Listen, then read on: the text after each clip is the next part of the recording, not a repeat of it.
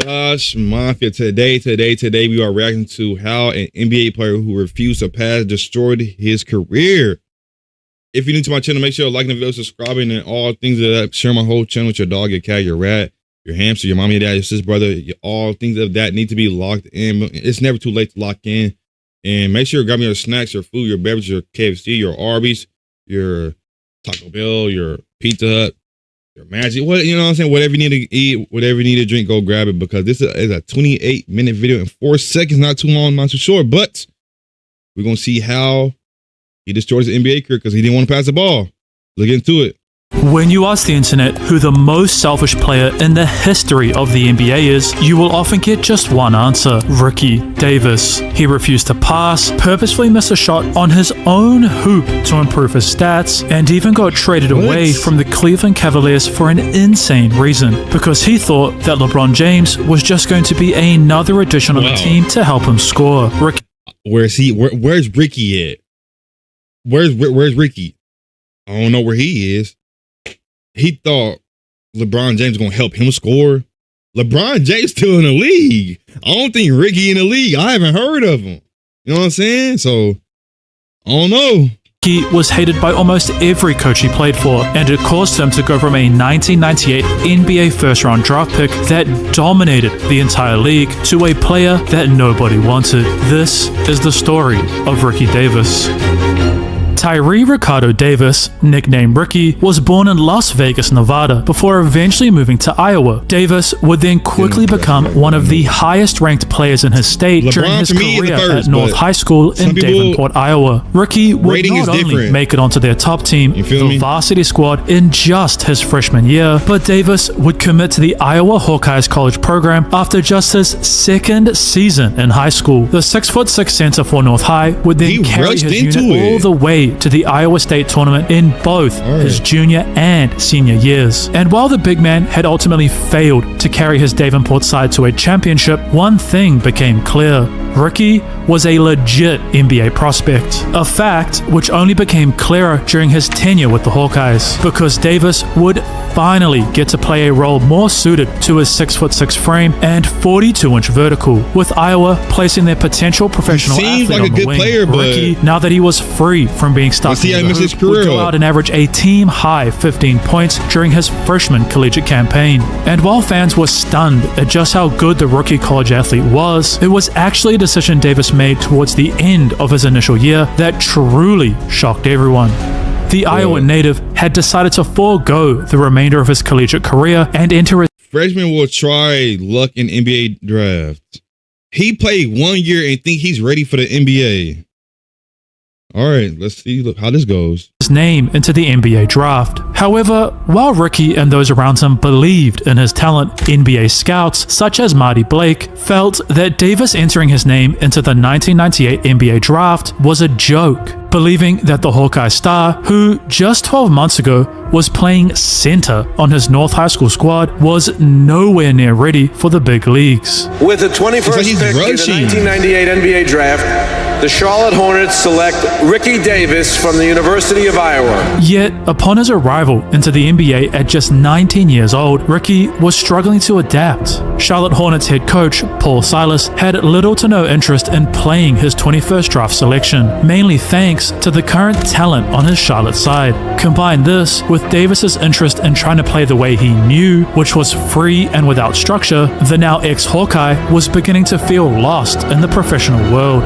However, the player who was starting over the Hornets rookie, Bobby Phills, an individual who had worked his way from being picked near the bottom of the 1991 draft to playing on multiple minor league teams to then making it onto the Cleveland Cavaliers and eventually finding himself a starting shooting guard role on the Hornets, would begin to mentor the young Ricky. Bobby, if you ain't first, you're last. I had to do that. I'm really sorry. Ricky Bobby, my favorite, was one of the most beloved players in the league. Well, I think that Bobby Phills was one of our really outstanding citizens in the town. And would not only provide his youngster with on-the-court guidance, but also off-the-court advice, direction which all led up to one of the most shocking performances of Ricky's young career. May 5th, 1999, Davis would finally get the opportunity he had been working for his whole life, as Coach Silas allowed his rookie to play for a massive 40 minutes, a chance that Ricky ran with. Ricky Davis has got a dozen here in the first half. The Iowa standout would begin to highlight the raw talent that caused the Hornets to take a chance on the 19-year-old. Davis was rising up for vicious dunks, Davis. So far, he looks good. showcasing his silky smooth jump shot too much both in about him. transition To the head to Davis. Davis, who's been shooting lights out, still is. and within Charlotte's offensive plays, They're taking him in practice. Davis. Wow. as well as knocking down both free throws late. And this one should just about cinch it. The So dagger far, he's in what was a good. solid final victory for the Hornets. Yet, one thing was becoming very clear about Ricky What's that? Davis. 12 here in the second quarter, and here comes another 3-on-1 break. Selfish. Davis looks to take. Yep. See, he had two fucking people right here. Boomski. Clear about Ricky Davis. Let's do this. Let's reel back. Boomski. Right. One, he could have passed it to the left. Two, he could have kept driving in. Boom, bounced it to the right. Easy layup or easy dunk. But what did he do? He tried to post to somebody, and what did he do? He missed it. Here comes another 3-on-1 break. Selfish. Davis looks to take it all the way himself when he has two men open. Gets it back again and finishes. Selfish. But during the following 1999-2000 season, Ricky, thanks to his dominant performance in his rookie year, was receiving increased minutes from Coach Silas, allowing the now sophomore Hornet to put up multiple double-digit nights from the bench. However, on January 12th, 2000, Davis's world would flip upside down. Before 11 o'clock this morning, 30-year-old Bobby Ray Fields died in a three-car collision about the 1500 block of West Highvola Road. Initial indications are that Mr. Fields was traveling at a very high rate of speed. His 1997 Porsche went out of control, crossed into the westbound lanes, and was struck in the driver's door area by another vehicle. The man who was molding Charlotte's young and talented shooting guard had tragically lost his life. To make matters worse, Paul Silas would begin to severely reduce Ricky's minutes, as before the January incident, Davis was averaging 16 per game, but for the remainder of their season, Ricky Davis would only see the floor for roughly 7 minutes each night. Yet, this wasn't all, because not even for a single second during the Hornets' first-round playoff matchup against the Philadelphia 76ers did the former 1998 21st pick see the court, and promptly after their defeat at the hands of 76ers star Allen Iverson, Ricky was traded to the Miami Heat. However, Davis would break his foot during a preseason drill, and Ricky would run into yet another problem. So Ricky Davis, my rookie season, he breaks his foot. The whole time he's supposed to be coming for treatment, right? He's not showing up to practice. He's not showing up before the games. He's just staying at home, right? And every day he's getting fined. He has no idea. So we're coming from a road game, and as we're going, he's like, hey guys, we're gonna take a little detour. We was like, oh, okay. He was like, we land, we don't know where we're going. So we get off, we're on the bus. We're in Atlantic City, right? So when we get off the bus, Ron Cope was the trainer. He's sitting there with an envelope. Here, guys, compliments of Ricky Davis. Everybody on the team got like $1,000 compliment of Ricky Davis. Was Ricky there at that point? No, had no idea. So he still didn't know how He much didn't know until we got back. We was like, man, we was just in Atlantic City on you, man. You should have seen the big suites we was staying in. We all had big suites.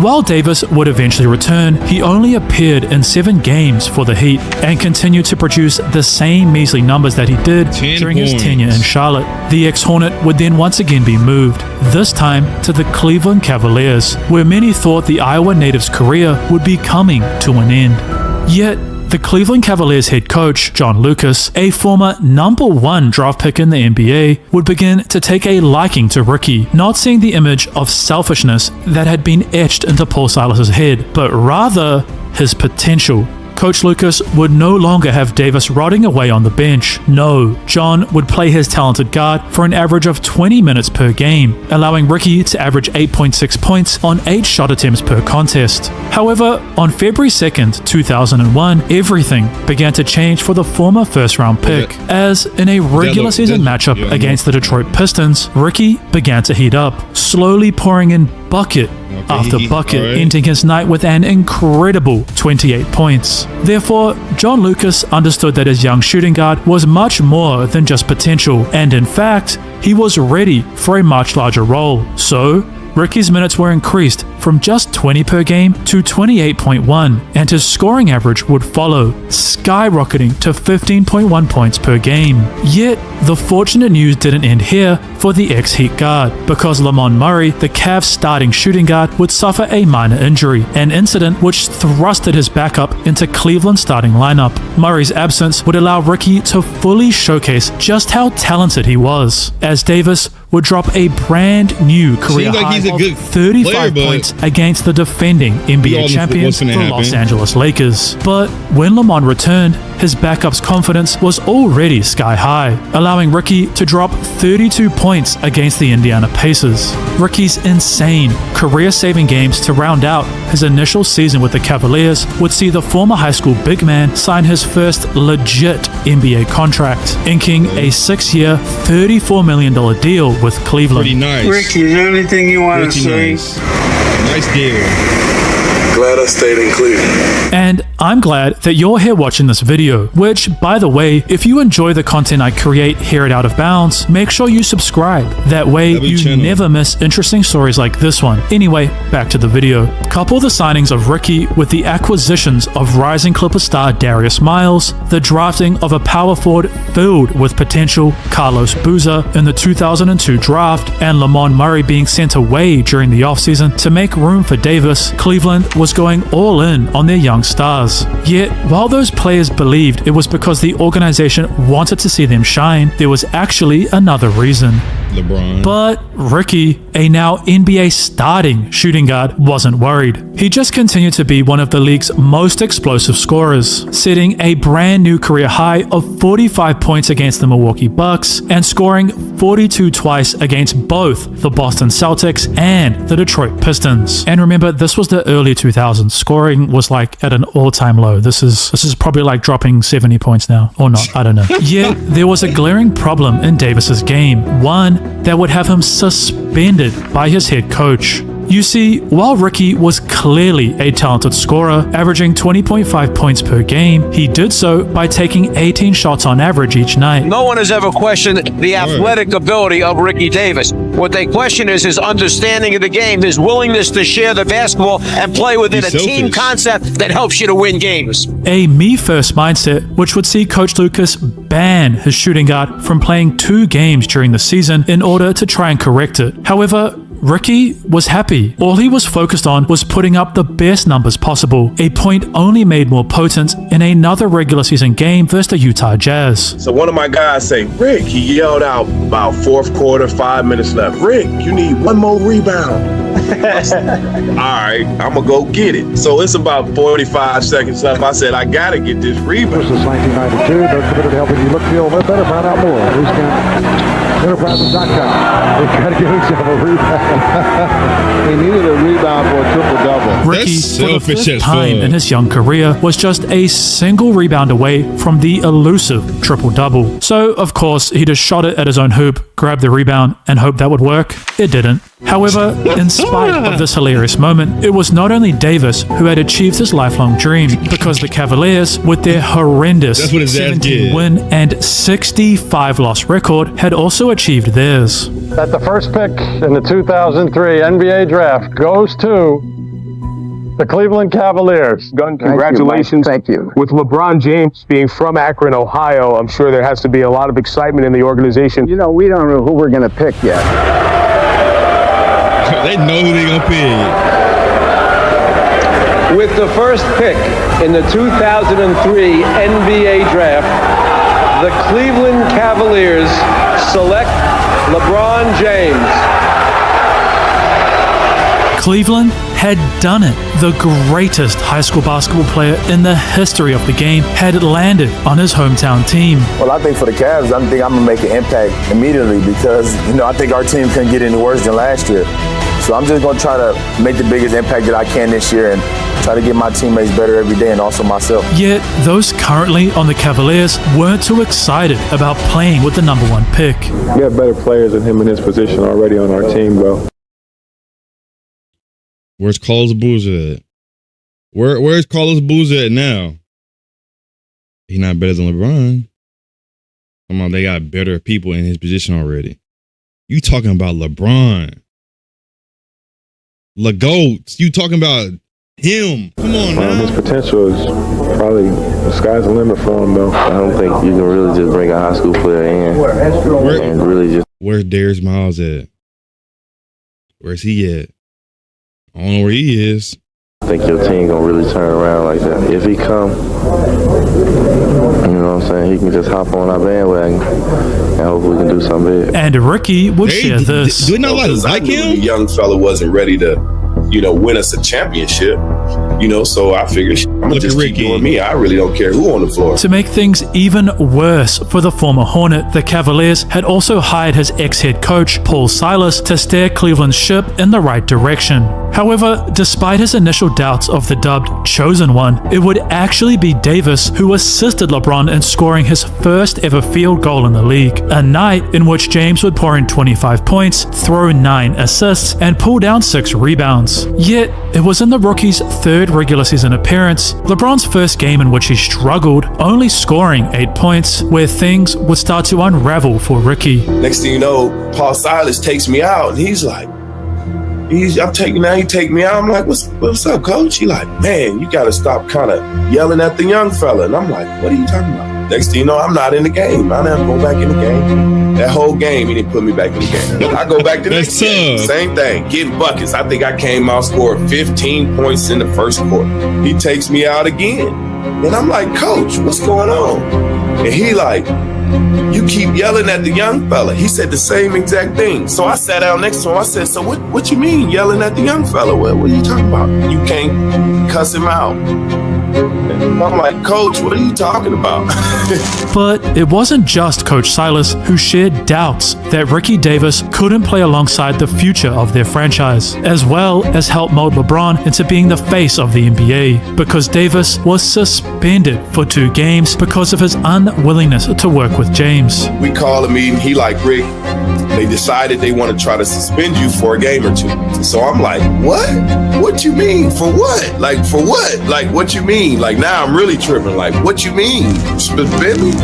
They like, you being detrimental to the team. You've been cussing LeBron out. They say you've been cussing LeBron out. Man, they go get LeBron. LeBron don't even know this going on. And man, look, I say, hold on, Bron. They say I just interrupted Bron. They say I cussed you out. He said, huh? You ain't never cussed me out. I said, they keep saying I cussed you out and I'm yelling at you or something like that. He said, you ain't cussed me out. I don't know what they talking about. I got up and left. Therefore, the Cavs would ultimately move on from Ricky. His attitude towards LeBron devastated Cleveland's front office, as they had hoped the pair would become a deadly 1-2 punch. Which they but could, Davis but was unwilling to be the second hook. Didn't want to be the second he was person. Traded to the Boston Celtics. Yet, the now ex-Cavalier would share his true feelings regarding the situation upon arrival in Massachusetts, saying, I feel it was supposed to be a 1-2 punch in Cleveland. I was establishing myself with the team last year, and I thought LeBron was just going to be another addition to the team, helping me score. I guess it was different. But despite being moved away from the franchise who took a chance on him, Ricky Davis was ecstatic to be playing with a multiple-time All-Star in Paul Pierce. Suck it up and to play behind a rookie, that's now the greatest guy in the game. For me, I just couldn't do it at that moment.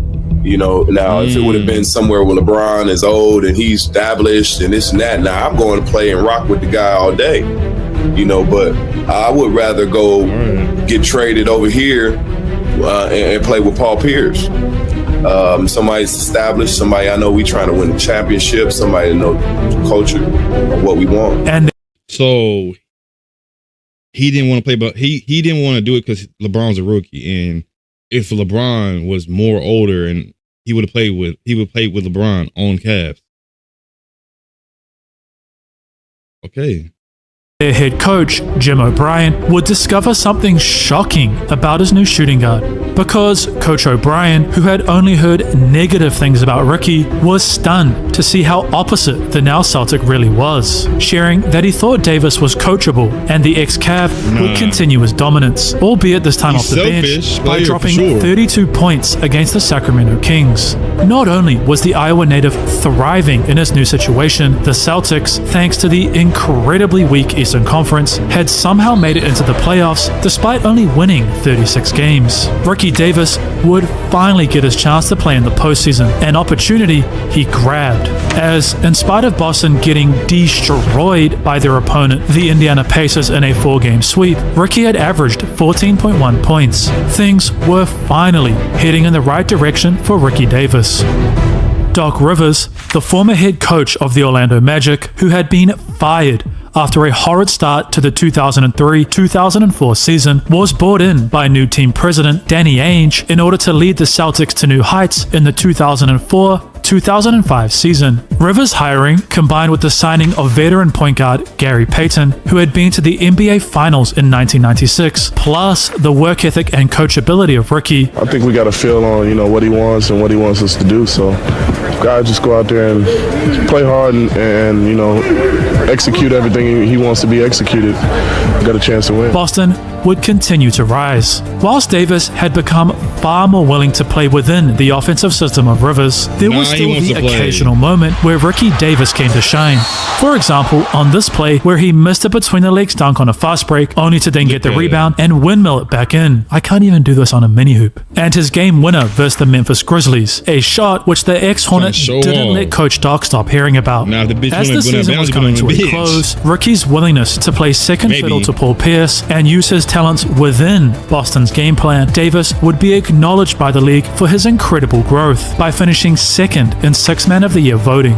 However, it would be in Game 6 of their first-round playoff matchup against the Indiana Pacers when the Celtics would need their second punch the most, as despite winning the initial game, a night in which Ricky had 13 points, the Pacers had crucially taken the Game 5 victory, placing them just a single win away from moving on to the second round. The Celtics needed someone to step up. So, Ricky Davis, the 6'6" guard who oozed confidence, would begin to slowly take over this must-win matchup. The 1998 first-round pick would expertly choose his spots, no longer trying to take the game over, and instead allowing it to come to him. A refreshed mindset which would allow the Boston guard to score a vital 22 points, a performance that kept Boston's playoff dreams alive. However, in Game 7, Davis, alongside the rest of his Celtics, would falter, and it was once again Indiana for the third season in a row, sending Boston packing. But Ricky was just happy to have been able to make a meaningful impact on a team with championship aspirations, something he was excited to keep doing in the 2005-2006 season. To make things even better for Davis, Coach Rivers would elevate his bench guard into the starting lineup, an opportunity Ricky was super thankful for, repaying Doc's trust by averaging just under 20 points, a statistic comprising of 4 30-plus point games, as well as averaging 5.3 assists each night. However, elsewhere in Minneapolis, trouble was brewing. Kevin Garnett, the 2004 NBA Most Valuable Player and Minnesota Timberwolves superstar power forward. Sitting in the house, I'm loading up the pump, I'm loading up the Uzi, I got a couple of M16s, a couple 9s, I got a couple joints with some silencers on. What's he on? A couple grenades. Wait, why does this nigga need Mac? Y'all heard the fucking artillery setup he had. Why he need this? He's in the NBA. Unless somebody's after him. I don't know, but I don't know why somebody would need that much. You feel me? Got a missile launcher with a couple. You got a missile launcher. KG got a missile launcher. Grenades, missile launcher. He had a couple with silencer on them. Couple pistols. Couple Mac 19s. He didn't get a whole setup. Missiles. I'm ready for war. Was no longer comfortable with playing alongside his teammate Wally Zerbiak. Garnett, given that he was the Wolves franchise player, was never going I don't know why he needed that. And due to his frustrations with the team's inability to build a roster around him good enough to get them back to their 2004 form. These are tears of pain. Tears of pride, too. A lot of pride. It's crazy. As well as the team failing to fill Latrell Sprewell and athletic wing scorer's shoes after he left their team, the Wolves front office realized a move had to get made. Therefore, Wally, I'm not going to try and say his last name again, guys, I'm sorry, was moved to the Boston Celtics in exchange for Ricky Davis halfway through the 2005-2006 season. While most would be upset with this sudden change, the now ex-Celtic was excited to play alongside someone of Garnett's caliber, and it was KG who made him understand something about himself. I thought I was working hard till I met KG, you know, and when I met KG, my work ethic just went out the roof. But while Ricky had been moved to Boston to help bring more scoring, this trade to Minnesota was simply done to keep their superstar happy, and the Wolves' lackluster season only continued. Combine the team's struggles with Davis's numbers decreasing, mainly due to playing in a different offensive system, focused on playing slower and through the dominant Garnett, Minnesota would yet again fail to come close to the postseason. However, Ricky, yet again, was just happy to still have an NBA contract and to be playing the sport he loved. In fact, during the following 2006-2007 season, the athletic guard would begin to fall in love with the city of Minnesota and relish his role, in spite of playing on a losing team. Davis would average 17 points, 4.8 assists, and shoot just shy of 40% from three, averages that were bolstered by an insane performance against the Orlando Magic. The Iowa native would not only score 36 points, but 13 of those were all in a row, and the last 3 were the game-winning buckets. For a moment, Ricky playing catch with KG. Davis for 3. He's got it. Ricky Davis. Yet Minneapolis' NBA franchise would continue to be one of the worst in the league, only winning 32 games whilst losing 50. Therefore, the Wolves would decide to blow their roster up. Kevin Garnett was sent to the Boston Celtics and Ricky Davis back to the Miami Heat. Regretful for the way he had treated the 21-year-old Davis during his initial tenure with the team, Pat Riley was excited to see his former player return to the franchise, and Ricky was ecstatic to yet again be playing with not just one, but 2 superstars, 2006 NBA championship winning Dwayne Wade and Shaquille O'Neal. In order to make up for his mistakes, Riley, who was now the team's head coach, took an immediate liking to his new guard. It's great. You know, once you're around him, you wouldn't want to leave. He understands the game, he teaches the game, and he breaks it down to the perspective to where you don't get lost and you understand what you're doing out there on the court. Coaching, which would truly help Ricky to dominate within a team style of play, as Davis would shoot a very impressive 40% from 3, an average made up from nights such as their matchup against the Washington Wizards, a contest in which the former Hawkeye would not only score 33 points, but also drop in a shocking 9 threes, and honestly, pretty impressive feat for the late 2000s. But this wasn't all, because Davis was now understanding exactly when to utilize his God-given talent of being able to find the bottom of the net. Ricky would now sprinkle in isolations when needed, but ultimately would do so by playing within Miami's game plan.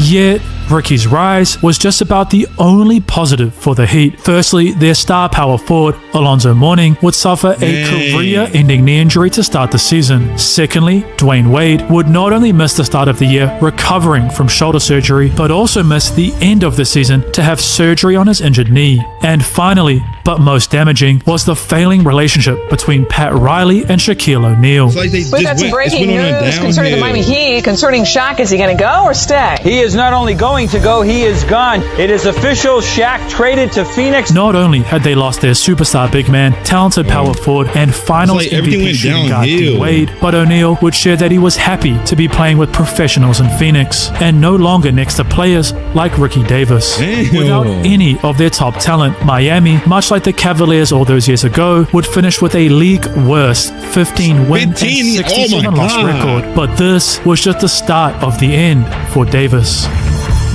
Because despite signing with the Los Angeles Clippers in free agency, Ricky's body, mainly thanks to his insane aerial acrobatics, was starting to break down on him. The former Celtic would, for the first time in his career, miss long stretches of their season due to injury. After the conclusion of the 2009-2010 season, the end of Davis's 2-year contract with the Clippers, Ricky would become a free agent. Yet, the 12-year NBA veteran would never give up on his dream, playing in the NBA Developmental League, as well as spending time overseas. It's just a matter of, coming out, being healthy, and, trying to get back to that dream. While Ricky would eventually prove to be a legit NBA-level shooting guard, someone who was not only capable of playing within a system, providing floor spacing for superstars, but being that second option next to someone like Paul Pierce or Kevin Garnett, one question will always remain, because LeBron, who managed to carry his Cavaliers to the 2007 NBA Finals, never truly had a legit second option. While he did pair well with players like Zydrunas Ilgauskas, defenses could simply hone in on the Ohio native in the playoffs, which meant that James had to leave for Miami in order to win his first championship in 2012. Therefore, many wonder, including myself, if Ricky had been willing to work with LeBron the same way he had with Paul Pierce, Kevin Garnett, and Dwayne Wade, would we be talking about Davis as an NBA championship winner? What do you think about that thought? Also, speaking of LeBron James, did you know that one of his teammates, Kyrie Irving, was the greatest ball handler in the history of the NBA? In fact, Kyrie is so elite at handling the basketball that it seems physically impossible that he would ever lose it. But how did Irving develop this unique skill? And what makes him such an elite dribbler? To find out, click the video on your screen right now. All right. That is the end of the video, Josh Mafia. If you made it to the end of the video, make sure to liking the video, subscribing, and all things of that. And this is the video of how an NBA player who refused to pass destroyed his career. I don't know where he is now, but this is no hate to Ricky or whoever was talking shit on LeBron, because he just joined. LeBron just joined the league, and he was already talking about, oh, he's gonna be another person that helps me score and another just a regular person, whatever. Now LeBron's one of the best players. Me personally, he's number one for me. Then the list goes on, you know what I'm saying? But hey, everybody's list is different. But let me know y'all options, opinions on this video down below in the comments, and let me know whatever you want me to react to. Don't matter if it's basketball, soccer, which is football to me. It don't matter. If it's interesting, y'all let me know in the comments down below. But other than that, make sure everybody locked in my channel. Your mom, your dad, your sister, brother, all things of that. Your rat, your cat, your dog. Everybody needs to be locked in. You know what I'm saying? It's never too late to join Josh Mafia. But yeah, I will see y'all on the next video. I love y'all, Josh Mafia. Falling, dreaming, talking.